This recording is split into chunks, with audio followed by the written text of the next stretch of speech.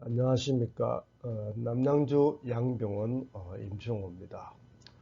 오늘은 변실금, 대변실금이죠. 대변이 새는 것 증상에 대한 치료를 말씀드리겠습니다. 특히 이 수술적 치료에 대해서 말씀을 드리겠습니다.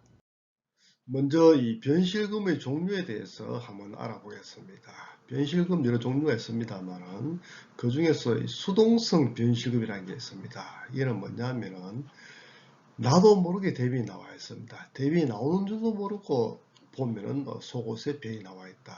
이것이 이제 수동성 변실금입니다.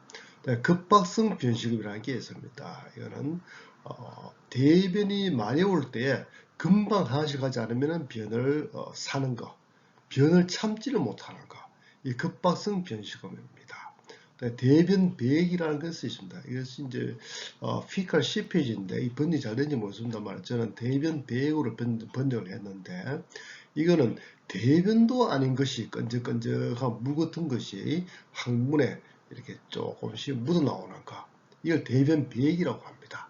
이 수동성 변실금, 급박성 변실금, 대변 배액, 이 세 가지가 모두 변실금에 해당이 됩니다. 그러면 변실금이 왜 생기느냐? 대부분 사람들이 대변이 셉니다 하면은 그 항문 관락근이 사 있는 거 아니냐 이렇게 생각을 하실 텐데 그 외에도 여러 가지 원인이 많습니다. 항문 관락근이 손상되는 경우에는 이제 분만 시에 아주 어렵게 해서 분만한다든지 아니면 항문 수술, 치액 수술이나 치료 수술 같은 거 할 때에 관락근이 손상되는 경우 하면은 다쳐서 오는 경우, 이 항문 관락근이 손상이 될 경우에 변실금이 생길 수 있는 것이죠. 그 다음에 분만 때 오랫동안 어렵게 분만이 됐다 이럴 때는 이 음부신경이라는 신경이 있습니다. 항문 주위의 신경인데 이 손상이 되면은 변실금이 올 수 있습니다. 또 변비가 오래돼 가지고 자꾸 힘을 많이 줘서 대변을 습관이 들었다 이러면은 음부신경이 늘어져서 손상이 되게 됩니다. 그럴 때 변실금이 올 수 있습니다. 그리고 나이가 좀 덜물해가지고 항문 관락근이 이 퇴행성 변화가 생기게 됩니다. 주로 노인들에게 이런 현상이 생기는데 이럴 경우에 항문 관락근의 힘이 약해져가지고 또 변실금이 올 수 있습니다. 그다음에 다른 병에 대한 2차적인 원인으로 예를 들면은 직장이 탈출했다, 장이 밖으로 나오는 거 장부가 나올 때 변실금이 올 수가 있고 직장 중첩증이라는 상태에 있을 때도 변실금이 올 수 있습니다. 그다음에 체질이 아주 심해가지고 밖으로 쭉 나와 있을 때 그 사이사이로 대변이 셀 수가 있는 거죠. 또 항문 협착이 있어가지고 항문이 좁아져가지고 대변을 완전하게 못 볼 경우에 그럴 때 대변이 남아가지고 자꾸 변이 새 나올 수 있습니다. 그 외에도 아무 원인 없이 생길 수 있는 변실금이 상당히 많습니다. 병원에 대변이 새는 증상 때문에 환자분들이 오시게 되면 저희들이 점수를 매깁니다. 0점부터 20점까지 0점은 전혀 변실금이 없는 상태, 20점은 고형변까지도 새는 경우 이렇게 점수를 매기게 됩니다. 이 점수를 보면은 이 고형변, 굳은 변이 새는 경우를 항상 새는 경우를 4점, 물음변이 항상 샌다 4점, 방귀를 못 참는다 4점, 또 기저귀를 착용하고 살아야 된다. 그 다음에 생활이 변화가 돼서 변식은 때 생활이 변했다 4점, 이래 합치면 가장 심한 게 20점이 됩니다. 이렇게 점수에 따라 가지고 어떻게 치료할 거냐 이렇게 결정을 하게 되는 겁니다.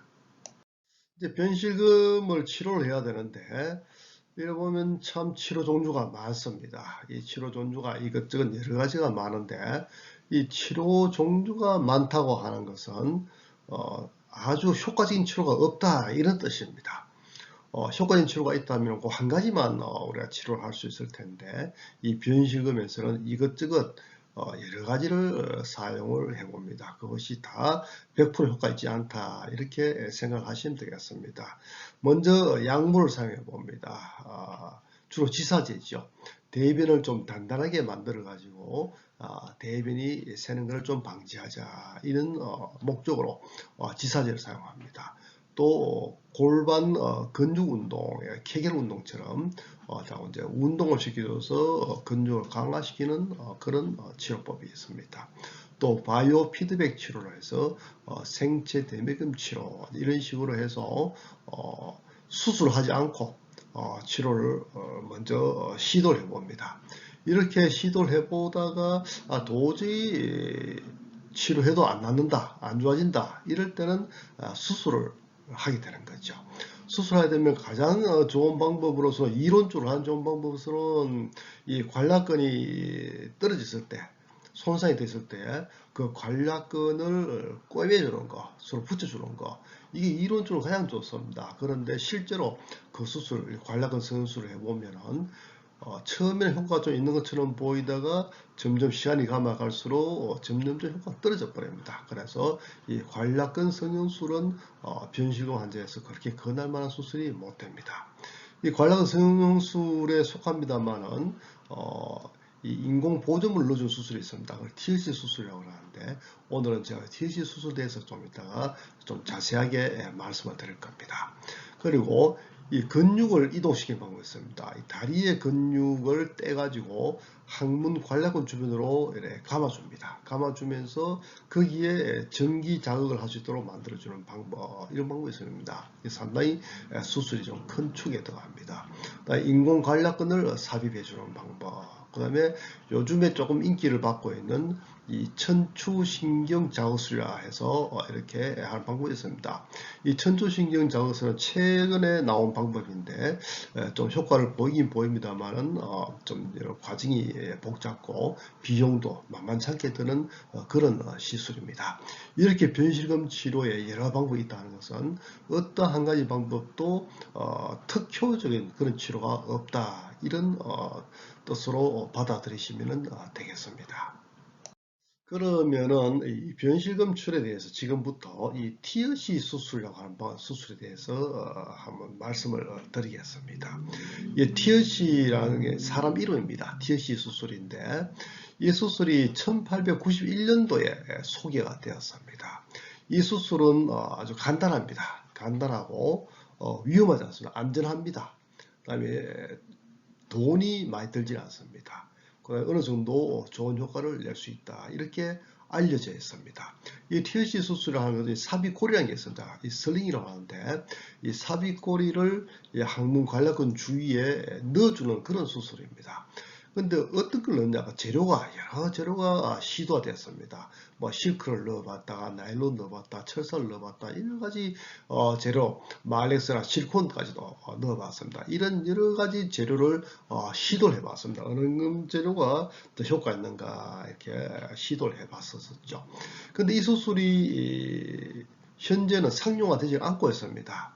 왜 그런가 하면은 이 간단하고 안전하고 좋다 되어 있는데 상용화되지 못한 이유가 이 삽입되는 고리 있죠, 슬링. 이 슬링이 자주 떨어져 버립니다. 파손이 돼 버리죠. 하고 분변 매복이라고 이 슬링을 좀 많이 쪼아졌을 경우에는 대변이 박혀가지고 나오질 못합니다. 그 다음에 이 슬링이 파손돼 버리면은 또 대변이 새게 되는 거죠. 이런 일이 가끔 생기기 때문에 TLC 수술은 별로 좋은 수술이 아니다, 이렇게 요즘은 인정을 돼서 별로 사용하지 않고 있는 수술입니다. 이 수술에서 제가 볼 때에 해결해야 될 문제점들이 몇 가지 있습니다. 첫째로 해결될 문제점이 뭐냐면은 이 삽입고리 있죠, 슬링. 이 슬링에 어떤 재료를 사용해야지 가장 좋냐, 이 실크니, 철사니, 나일론이, 실리콘이, 이 여러 가지 재료가 있는데 이 재료 중에서 어떤 재료를 사용하는 것이 가장 효과가 있을까, 이걸 결정해야 됩니다. 여기까지 어떤 재료가 더 좋다 하는 재료 결정이 안 되어 있습니다. 이게 한 가지 문제점이고, 그 다음 문제점이 이 슬링을 항문에 어디에 넣어야 되느냐, 그 위치가 결정이 안 되어 있습니다. 하는 스님들마다 주먹구구식으로 아무데나 넣어 놓습니다. 그러면은 효과도 지각각으로 나오게 됩니다. 그래서 어느 위치에 넣어야지 가장 효과가 있느냐, 이걸 또 결정해야 됩니다. 그리고 또 하나 결정해야 될 문제는 이 슬링을 어느 정도 긴장도를 유지할 거냐, 어느 정도 쪼아줄 거냐, 이게 결정돼야 됩니다. 이렇게 이 세 가지 문제가 결정이 되면은 이 수술은 상당히 좋은 효과를 나타낼 수 있지 않을까 이렇게 제가 생각을 했습니다. 그래가지고 저희들이 여러 가지 실험을 거쳐서 연구를 한 결과 현재는 상당히 좋은 결과를 나타내는 수술 방법을 만들어냈습니다. 저희들 병원에서는 이 TOC 수술에 대해서 표준화를 시켰습니다. 어떻게 시켰느냐 하면은 먼저 슬링, 이 삽입고리의 재료를 실리콘 튜브를 사용했습니다. 이 실리콘 튜브는 탄력성이 있기 때문에 어지간한 힘을 가해도 떨어지지 않고 유지가 되는 특징이 있습니다. 그래서 실리콘 튜브가 대변 볼 때는 늘어났다가 대변 안 보면은 오므라들었다가 이렇게 해서 대변 새는 것을 방지를 해주는 그런 역할을 하고 있기 때문에 이 실리콘 튜브를 먼저 이 삽입고리의 재료로 선택을 했습니다. 그리고 아까 말씀드렸듯이 어디에다 삽입할 거냐 항문 위치에다가 이것저것 여러 군데 삽입을 해보니까 그중 가장 적절하고 가장 좋은 위치가 이 항문연에서 3cm 떨어진 자리에서 상방으로 4cm 깊이에 넣는 것. 요 그림에 보이는 요 링이 있는 요 위치가 가장 합리적이고 효과 있는 위치다 하는 것을 발견했습니다. 이 위치에 보면은 이 치골 직장근하고 이 외관략근이 만나는 자리입니다. 이 치골 직장근이 우리 몸에서 항문 주변에서 대변을 조절하는 가장 중요한 근육입니다. 그래서 이 슬링을 치골 직장근과 외관략근이 만나는 이 위치에 넣어주면은 이 치골 직장근의 역할을 충분히 해낼 수 있어서 좋은 효과를 보이고 있었습니다. 그리고 이 삽입고리의 긴장도입니다. 어느 정도 쪼아줘야 될 거냐. 이것을 많이 쪼으면은 환자분들이 너무 쪼여서 대변을 못 보게 되고 조금 쪼으면은 수술 하나마나 대변이 새는 거고 이렇게 하는 경우가 생깁니다. 그래서 저희들이 여러 가지 연구를 해본 결과 이 실리콘 튜브를 넣는데 10cm를 딱 유지를 할 경우에 그 긴장도가 가장 정확합니다. 이렇게 해서 저희들은 실리콘 튜브를 사용하고 항문연에서 3cm, 깊이 4cm, 그다음 실리콘 튜브를 10cm 이렇게 유지해서 넣어줄 때에 이 TOC 수술의 가장 좋은 효과를 나타낼 수 있습니다.